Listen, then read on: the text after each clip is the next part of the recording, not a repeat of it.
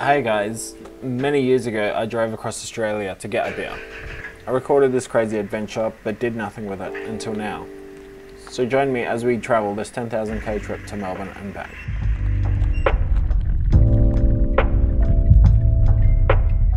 It all starts here in Freo. There's a brewery called Little Creatures that I might have gone to a few times. Turns out there's one in Melbourne too, so obviously I had to go.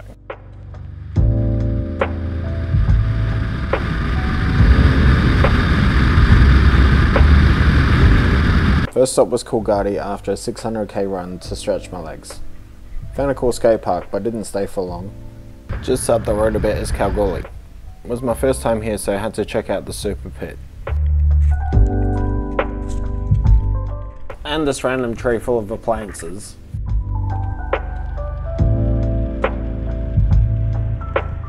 I made another quick stop to stretch my legs before the 721 kilometres to the South Australia border.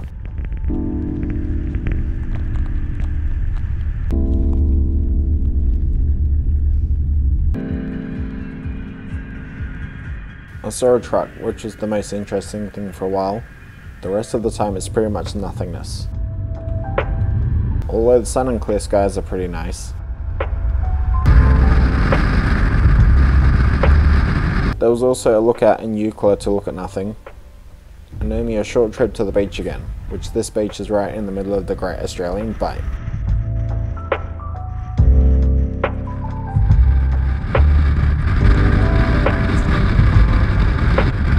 It was good to be by the sea again, but now we get to look at cliffs instead.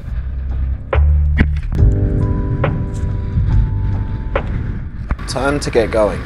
400 kilometres to camp, which is in Sejuna, and I'm pretty sure I'll get there after dark.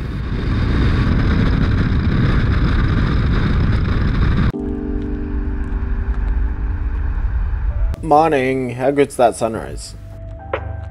Camp last night was pretty uneventful, but the neighbours were up all night calmly discussing marital problems and keeping up half the camp. Just a quick shop for supplies and it's off to Parachillna.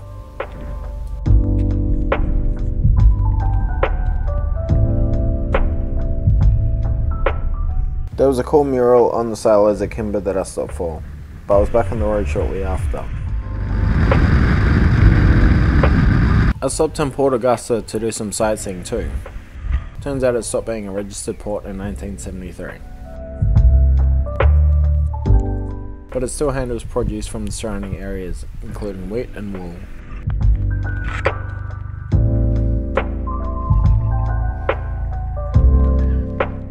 The sun's getting a bit low, so it was time to hit the road. It wasn't long before I pulled over again for the scenes.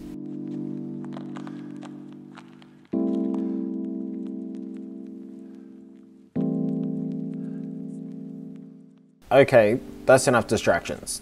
Time to get going again. Hey look, more distractions! So I was stopped at Colin for a wander, and learnt of a train museum here, so I went to have a look. The Colin trainer was open in 1879, and the line was later extended from Port Augusta to Alice. There's still a few steam trains that run tours from the station. Unfortunately none today, so I got going again.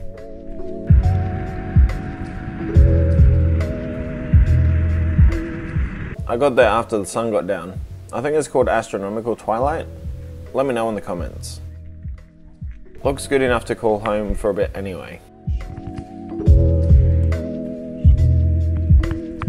I started a new day with a trip around the Flinders Ranges. This gravel track looked like it hid somewhere cool, so obviously I had to take it. A short distance from Parachillna Gorge Road was this campsite, which had wide views of all the nearby mountains.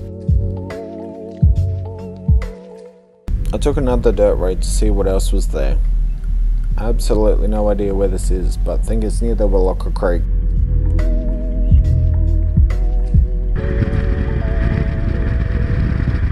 And these ruins are the Symonston Hotel, abandoned before the 1880s. But I had to head back to get one more sunset over the Prairie Hotel before heading south.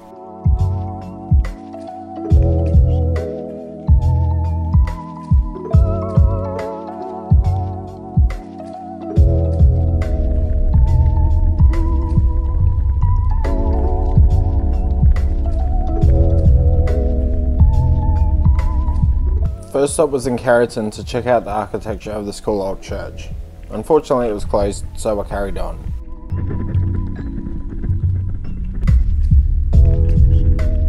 I pulled over for lunch in this cute little town. I ended up getting a pie from the bakery on the corner and going for a walk before getting on the road again. Plenty of little towns and wide fields that needed passing, but I eventually got to Clare.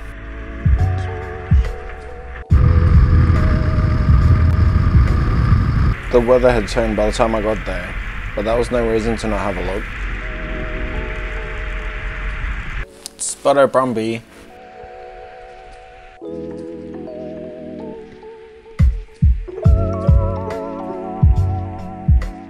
There's a brewery just out of town that I wanted to get to before they shut, so I had to get moving pronto. I still had to stop and check out the Clare Valley for the bucket list real quick from this well-placed lookout.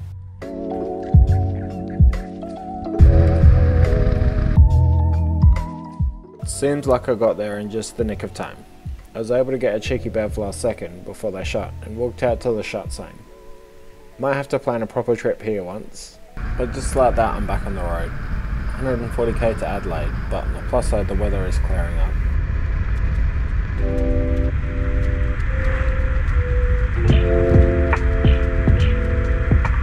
Clearly I spoke too soon, and now I'm stuck in peak hour 2.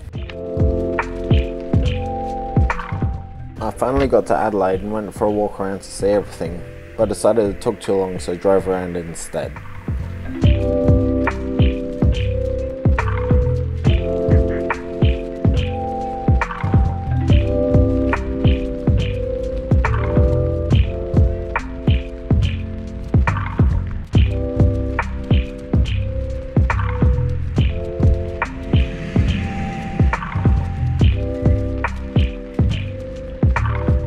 I didn't spend much time in Adelaide as I knew I'd have to pass through it on the way home, so I hit the road yet again.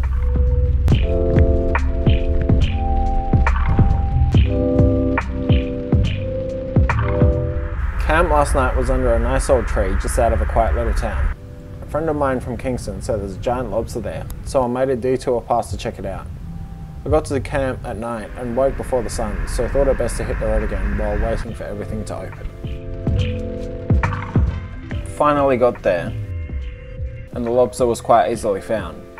There was a cafe just behind it, so I got a quick coffee too. Then I went for another walk to get some fresh air and look for some tourist things.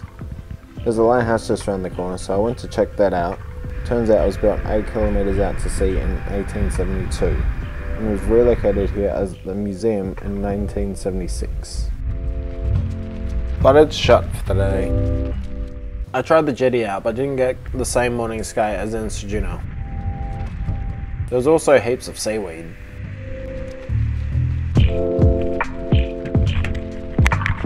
This cool old wool store was built in 1873 to service the rail system going in at the time.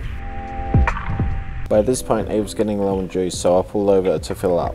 It's a bit of a trek, but I should get to camp by nightfall. Location is the Grampians.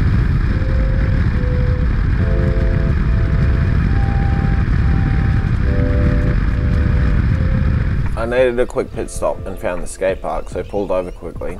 Plus it was good to immerse in the chill country vibes for a bit. I was pretty keen for a coffee again, so I had invested in the idea of stopping at the next town. But I was pretty happy in the moment just watching the world go by. But then I found a coffee, a pie and a bench in the sun. Tell me where your favourite spot is for a pie so I can go check that out too. Just like that, I'm on the road again. It was only a short trip to the Victorian border, but I had to stop for a quick fit. So this is just the highlights reel of the rest of the way to the Grampians to speed things up a bit.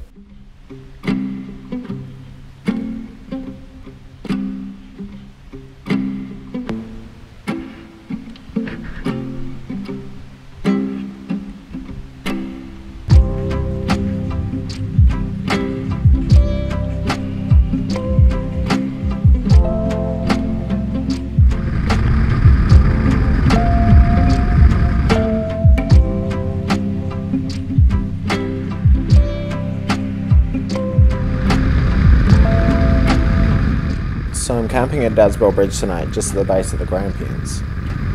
Another reason for here was to check out the giant koala. I got camp set up and got a bowl of noodles going. Time to call it a day. You know what they say about the early bird. He's clearly chasing the early worm. So first stop for the day was Hollow Mountain, located at the north. The start of the track was easy enough, but soon became less forgiving.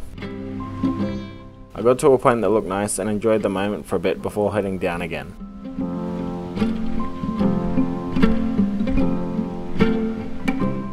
Next stop is Mackenzie's Falls. There were a few fallen trees, but they were easy enough to just drag out of the way. I couldn't help but notice how quiet everything was, and with the fog limiting vision too, it only emphasised the solo adventure vibe. This encompassing isolation was both scary and exciting. Wow, check that out! The fog had lifted by the time I got here, and I saw a lookout on the way. Obviously had to have a look. Suppose I'd better head down there then.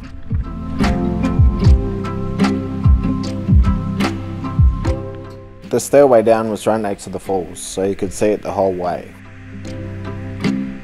There's something about the flow of water that brings an air of calm.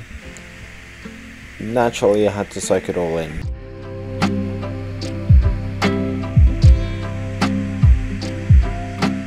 The trip out of there also involved soaking. But the sun was out again by the time I got to Hamilton.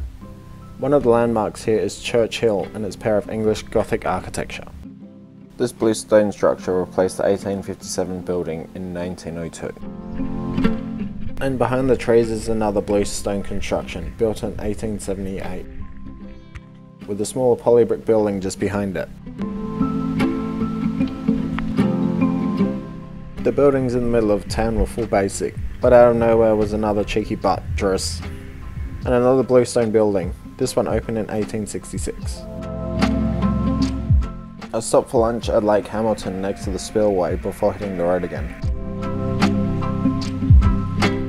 I had barely left town before finding another cool old building. This was a Lutheran church built in 1928.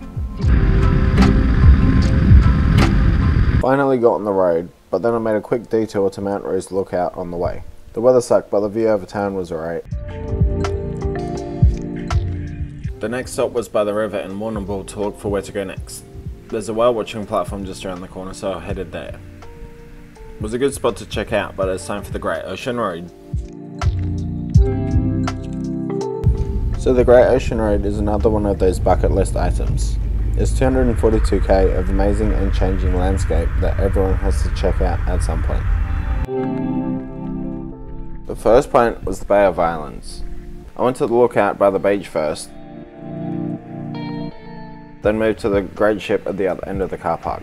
The sun's getting a bit low, but hopefully I get to the 12 Apostles to catch a sunset there. One of the reasons for the Great Ocean Road was to check these out, and at sunset too would be too good.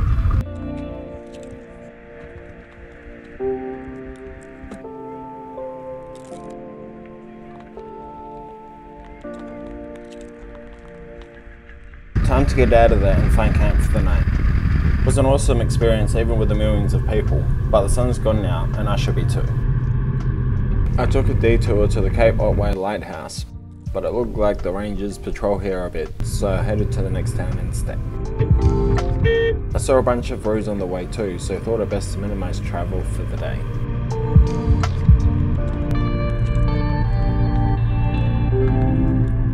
I ended up staying in a small town at the back of a shopping complex. It was backed by buildings, so I stayed there the night.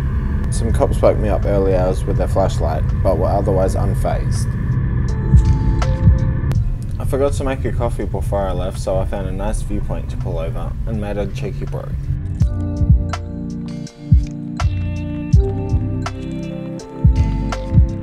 The scenery on the way to Wye was pretty amazing, but it flowed quickly, so I got to the general store about 10 minutes early. I went for a quick look down at the beach just opposite, but now it's time for a real coffee. I did some googling while waiting for my coffee and found a few waterfalls along the way, so I'm going to go check them out too. I got to where Sheoak Falls is and there's not much in the way of parking, and there's a bit of a walk there too, but I get there and no one else was there. Win!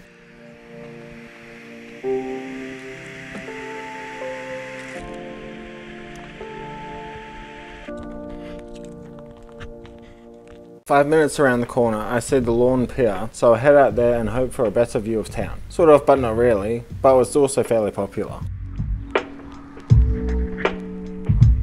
Still hadn't had brekkie, so I went on the hunt for a barbecue, and found this cool little spot overlooking the beach. Just had a simple brekkie of eggs and toast before moving on. I went to Teddy's Lookout, which had views overlooking the Great Ocean Road heading into the town. Erskine was the other waterfall that I wanted to check out, and that was just a 10-minute trip away. Even before the walk down, it looked busy. But it was worth it in the end.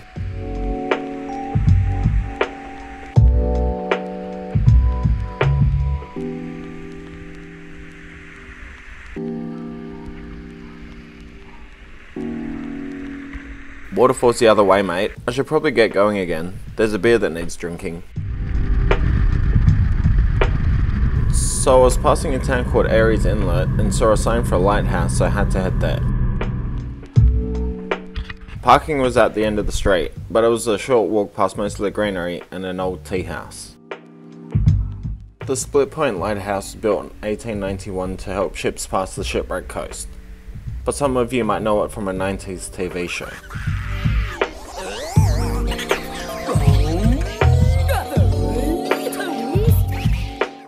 There was a viewing platform too that needed a look, but then I was off again.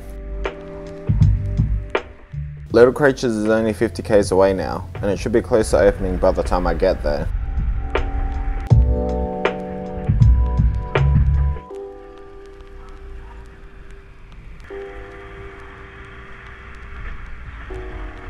Yes! Finally made it. Time to get that beer. I hope you enjoyed the travels. I sure have. Head to my store for some cool camping gear or head to your favourite bar and support the locals. Cheers everyone.